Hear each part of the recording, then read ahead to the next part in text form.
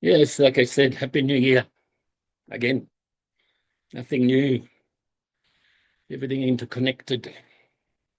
Everything is like a flicker of a lamp, life of a flower, a bubble in a stream, a phantom and a dream.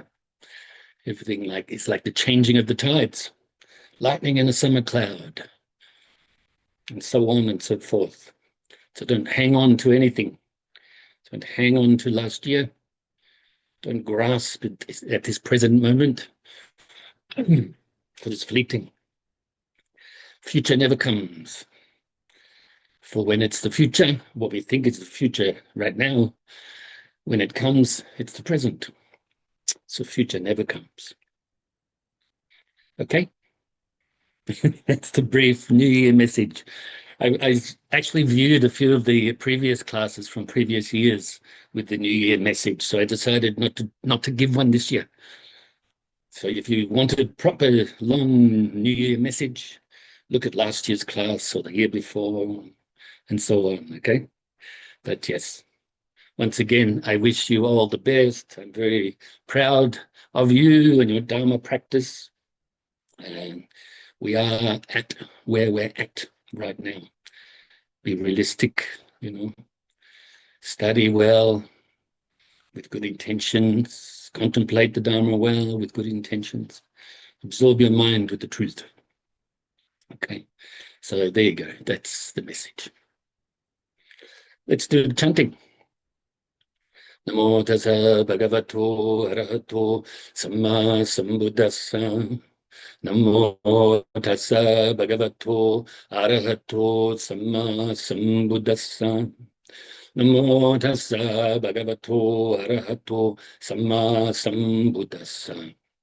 Buddham saranam gacchami, dhammam saranam gacchami, sangham saranam gacchami, dudayambi buddham saranam gacchami, dudayambi dhammam saranam gacchami, dudayambi sangham saranam gacchami, tatayambi buddham saranam gacchami, tatayambi dhammam saranam gacchami, tatayambi sangham saranam gacchami.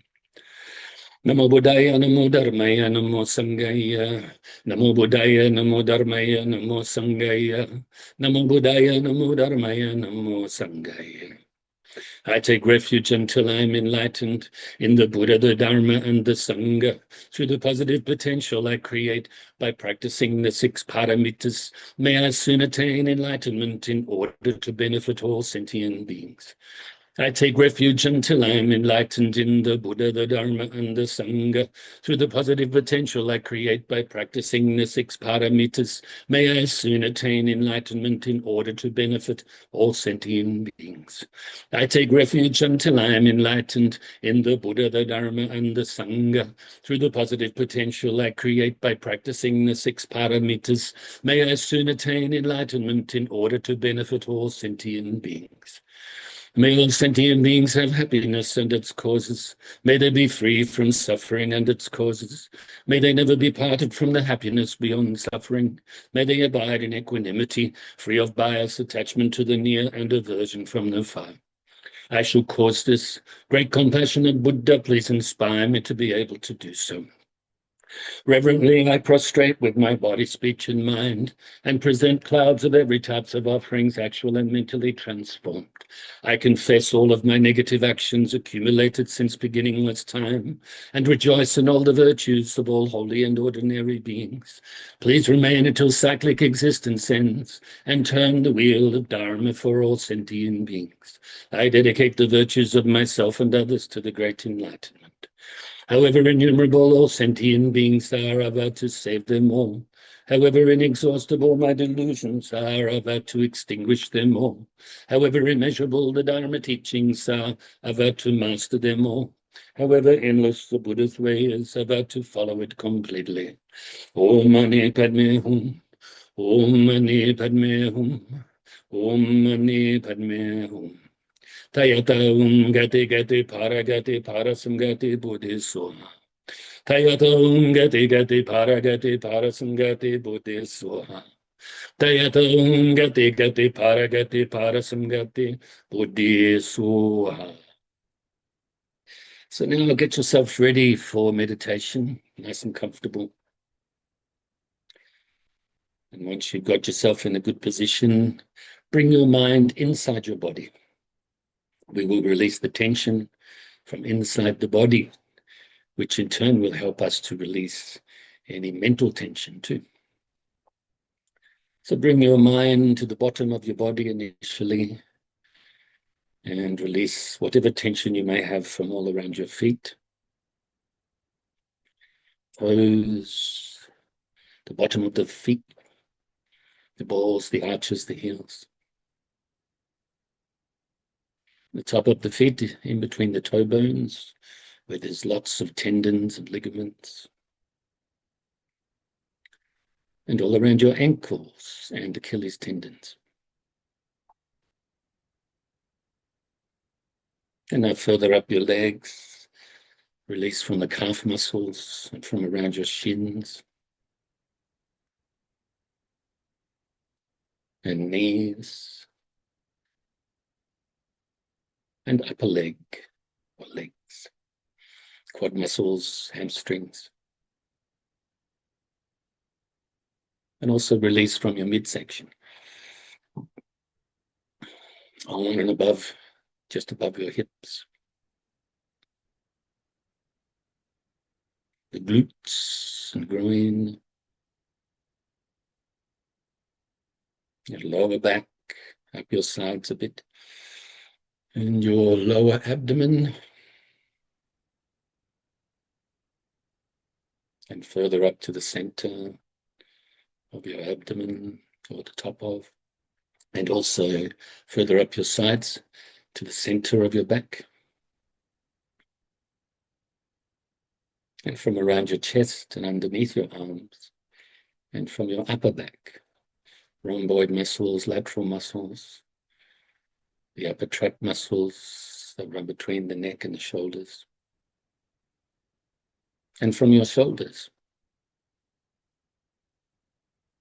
down your arms now, biceps and triceps, elbows, forearms, wrists, hands, fingers and thumbs. Bring your focus up to your neck and release whatever tension you may have in the neck, front, sides and back of your neck, in the back of your head, and the sides of your head, around your ears and temples,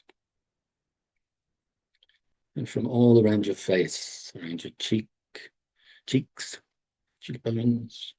Make sure you're not clenching your jaw, from your mouth, inside and outside, your tongue resting on the upper palate behind the top teeth, lips gently touching, and your nose and sinuses, eye sockets and eyes. Make sure you're not frowning. And finally, from the crown of your head. And now scan your body briefly to see if there's any leftover tension that you can release. And if there is, do so.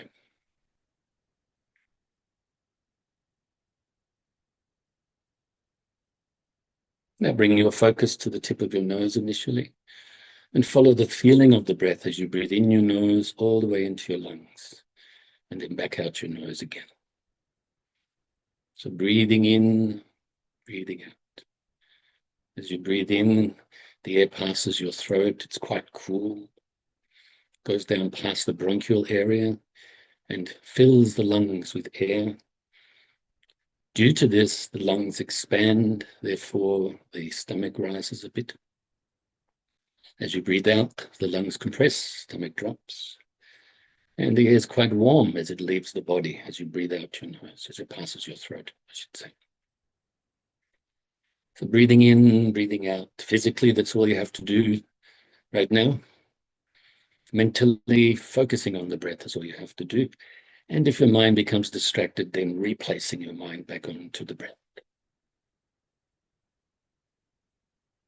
So breathing in and breathing out.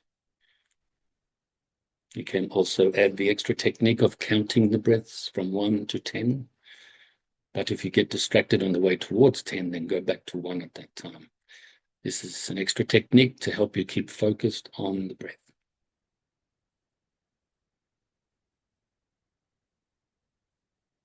So if any thoughts arrive, arises,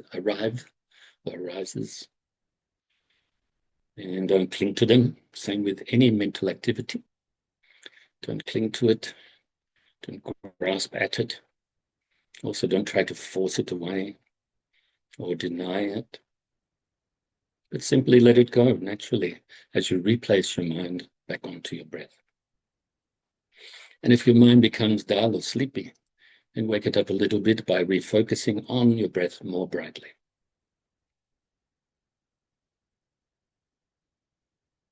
Breathing in and breathing out.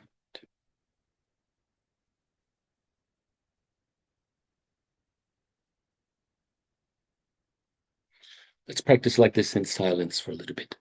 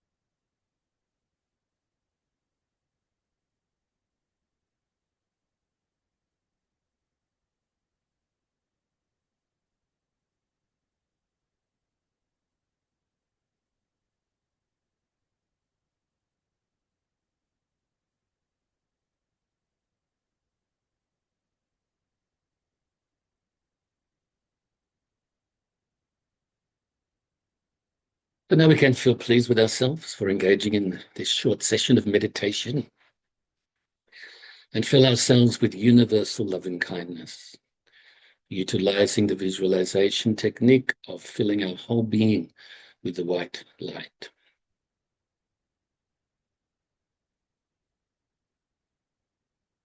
Fill yourself with so much loving kindness now. Really appreciate yourself. Be grateful towards yourself. Respect yourself. Whilst also maintaining humble stable, flexible mind.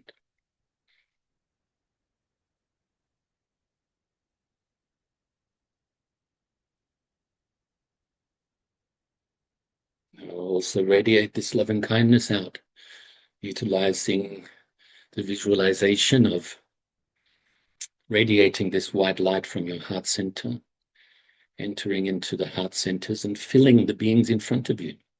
Initially, your loved ones, family, and friends. May they be happy, have the causes of happiness. May they be free from suffering and the causes of suffering. May they be peaceful.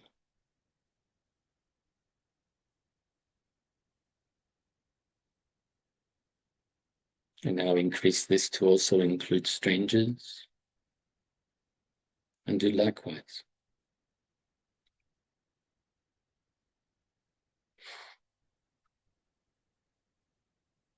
And also those we find difficult may regard as enemies, and do likewise.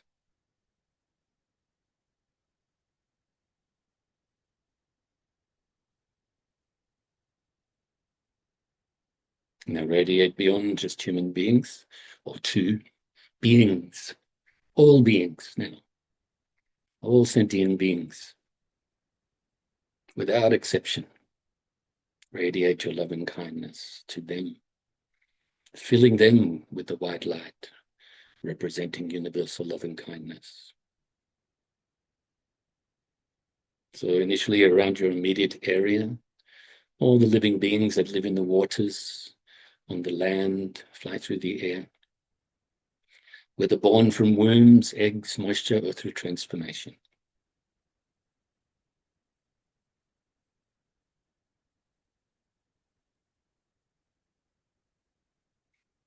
Wishing that they are happy, free from suffering, and are peaceful. Now we can radiate this loving kindness out further and further distance-wise throughout your whole state or county, and other states and counties throughout your whole country, and throughout all of the countries in the world, as well as all of the bodies of water, like the oceans and so on, down to the core of the earth and to the outermost atmosphere. And beyond this planet alone, throughout the whole solar system, and the whole galaxy, and the whole universe and beyond. Have your loving kindness pervade throughout infinite space. Now let's do the dedication prayer. Due to this merit, may I soon attain the enlightened state of the Buddha, so that I may be able to liberate all sentient beings from their suffering. May the precious body, Chitta, not yet born, arise and grow. May that born have no decline, but increase forevermore. And may the precious pure of Shunyata, not yet born, rise and grow. May that born have no decline, but increase forevermore. Okay, so, as you know, we have in commentary on my article, Meditation and Its Benefits, Getting to Know Your Mind. And we've covered probably up to, I'd say, it's 3 pages long. It's quite small writing there. And we've covered a couple of paragraphs on the second page, so almost to the halfway mark. What I'm going to do right now is remind you of it by reading it to you, what we're up to, or where we're up to. And then we'll cover another 2 paragraphs today. So imagine if the whole world practiced meditation, if everybody in the world had the opportunity to get to know their mind, to clearly perceive the wholesome mental qualities that we need to be adopted, nurtured, and perfected, as well as the unwholesome mental afflictions that need to be relinquished and eradicated, and then implemented the invaluable meditation methods taught by the Buddha. I think that you may agree that all wars and conflicts may be pacified, and peace and understanding would pervade the world. As His Holiness the Dalai Lama says, if every 8-year-old in the world is taught meditation, we will eliminate violence from the world within 1 generation. We all want peace and happiness and want to avoid conflict and suffering. But we need to understand the causes of peace and happiness and adopt and practice them. We also need to understand the causes of conflict and suffering and abandon and eradicate them. This way we will achieve our goal. Everything begins in the mind. All things are constructs of the mind. We are what we think. Thinking, acting, and speaking with a pure mind leads to positive results. Thinking, acting, speaking with an impure mind leads to negative results. When a pebble is thrown into a pond, the ripples that are created cover all parts of the pond. Likewise, every thought, action, and word affects everything. Peace must firstly be developed internally in our own mind, and then expressed outwardly through our actions and words. We must live by example, thinking, acting, and speaking with the motivation to cause and maintain peace, harmony, and understanding. Then peace can be caused and realized, and the lack of peace can be overcome. The Buddha Dharma clearly teaches morality and a path to peace. Buddhist meditation is grounded in morality and leads to the realization of genuine wisdom and compassion. But if we live contrary to these teachings, then genuine peace based on true wisdom and compassion can never be individually or collectively realized. To calm our mind, first we must live morally and therefore be free of regret and guilt. A mind free of regret and guilt is more conducive to and ripe for the practice of meditation, which enables us to develop genuine insight into the nature of our mind and the nature of reality. When our mind is calm and clear, we will be less confused, worried, and anxious, and therefore able to perceive things more clearly and able to make better choices on what to do and what not to do in our lives. We will be able to deal much more clearly and effectively with life's changes and difficulties. To bring about the awakening of students of all temperaments, the Buddha taught a wonderful variety of spiritual practices.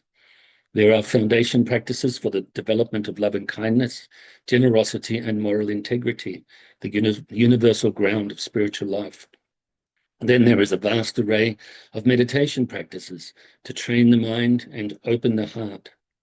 These practices include awareness of the breath and body, mindfulness of feelings and thoughts, practices of mantra and devotion, visualization and contemplative reflection, and practices leading to refined and profoundly expanded states of consciousness. We sentient beings are all different in one way or another, all at different stages on our spiritual journey, our path to enlightenment.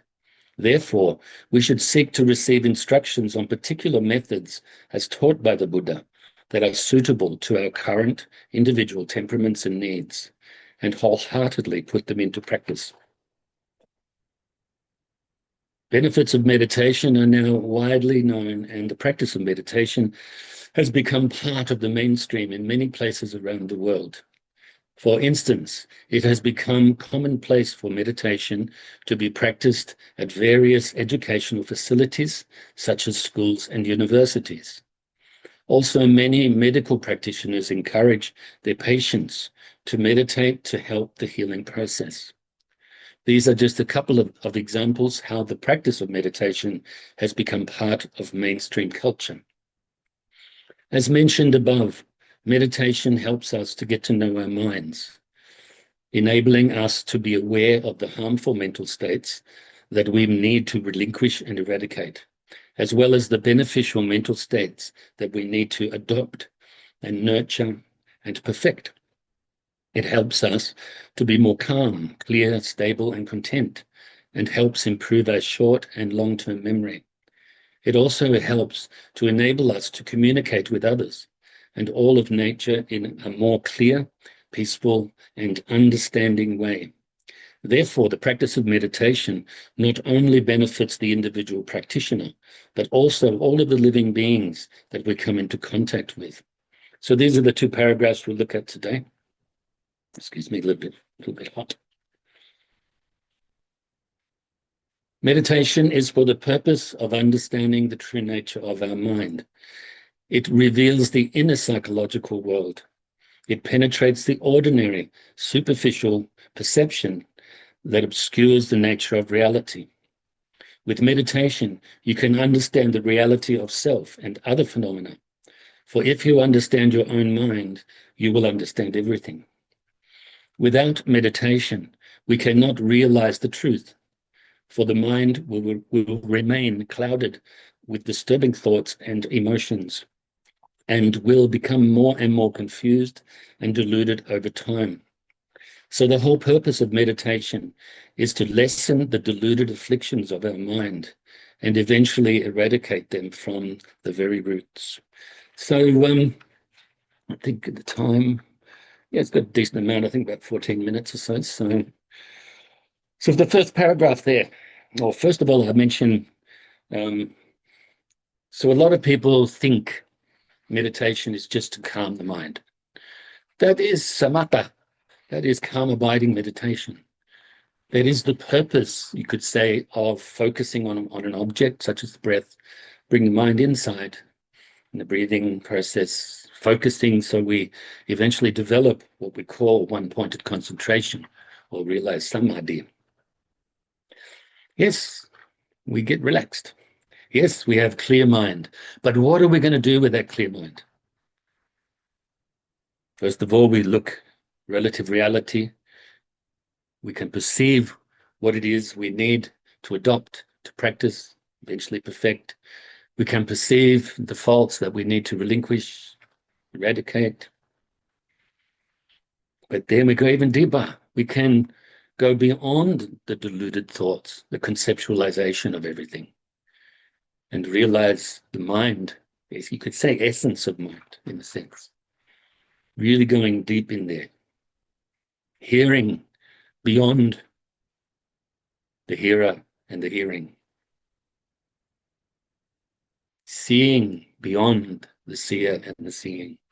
Penetrating deep into the mind and eventually realizing its nature, its empty nature and its enlightened nature, which sound different, but these are just words.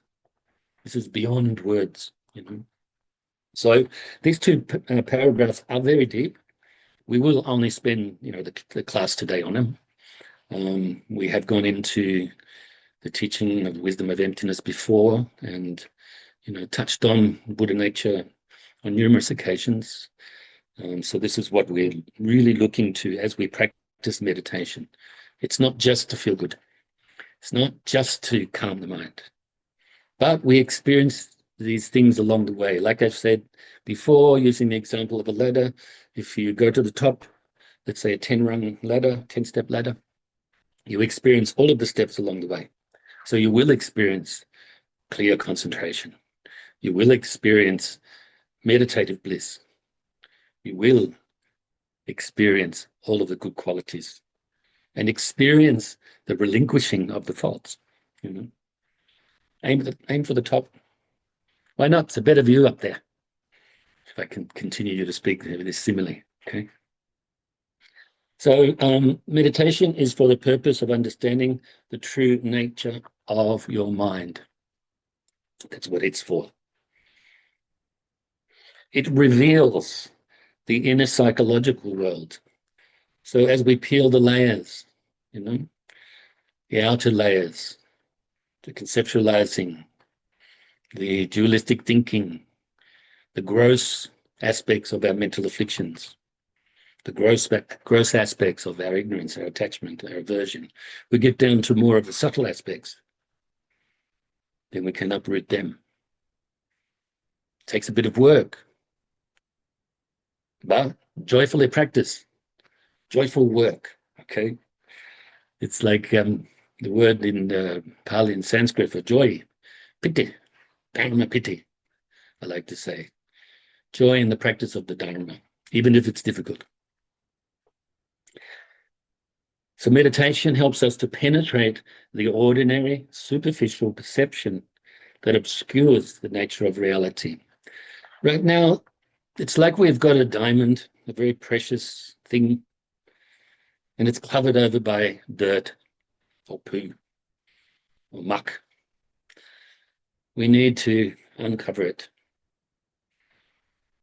Eventually, you can get to your precious diamond. As the diamond is covered with this yucky stuff, diamond is unaffected, just like your Buddha nature, true nature of the mind, unaffected by the mental afflictions. But it looks like it's covered by mental afflictions. If it was really covered by mental afflictions, we could never uncover it. But the fact that it's not touched by these mental afflictions means that we can uncover it, uncover the truth. And so we can penetrate beyond the superficial perception that obscures nature of reality. So it's obscured by, first of all, ignorance, attachment, and aversion, and all of the other mental afflictions that these three poisons give rise to. We have attachment to self as well. You can say the two obscurations, which is its attachment to self and attachment to other, attachment to phenomena, including other living beings. So this attachment to self gives rise to dualistic thinking, of course, thinking of other. And then they kind of like feed off each other. And unless we practice the Dharma, unless we work to purify our minds, unless we work to uncover the truth, then it will be reinforced. The mental afflictions will be reinforced over time. Just like if something is, anything in the room you've got there now, if you don't dust it, if you don't clean it, it gathers dust. After some time, maybe cobwebs, maybe some grime, harder to clean. So let's do it now while it's, not as hard as it would be in the future to purify the mind, that is, and uncover the truth. Okay, so with meditation, you can understand the reality of self and other phenomena. So on a relative level, we get to understand, perceive, clearly. This is self, attachment to self, attachment to other, or aversion from other, or vice versa. We get to sort of perceive that and perceive the empty nature of these concepts, these perceptions. For if you understand your own mind, you understand everything. Everything comes and goes, changing all the time, right? Mind's like that, the relative mind. But also, like I said, the precious Buddha nature mind. Not affected by all of these things. It doesn't have like a shape or a size or a texture or anything like that. It's beyond dualistic thinking, beyond conceptualization, unthinkable, inexpressible wisdom gone beyond. Unborn, unceasing. There's no beginning to it, no end to it. Really perceived by the wisdom mind. We can only perceive it and penetrate it when we ourselves actually realize this, okay? How are we doing?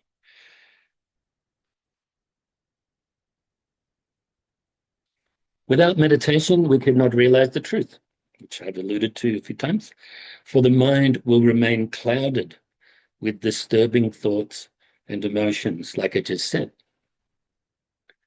and will become more and more confused and deluded over time. So the simile like I gave of the dust forming on physical objects, this will happen with the mind, become more deluded, unless we're actually working to purify our negative karma, uproot, you could say, these mental afflictions eventually. First of all, purify them, or the gross aspects, penetrate beyond that, and then beyond the subtle aspects, until we can uproot them.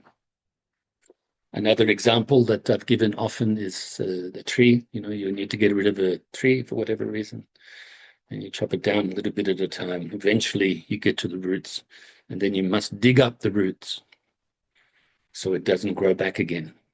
So uproot the ignorance. But along the way, we must decrease the mental afflictions that arise from the ignorance, and then, of course, the attachment and the aversion as well. So the whole purpose of meditation is to lessen the deluded afflictions of our mind and eventually eradicate them from their very roots. So I've pretty much given all the commentary on that one today. Obviously, going back to earlier in the article, live morally. So don't feel bad about stuff. Don't cloud your mind with guilt and regret, even if you don't think you do. Those bad guys out there, they don't think they've got this. I don't regret anything. Yeah, sure.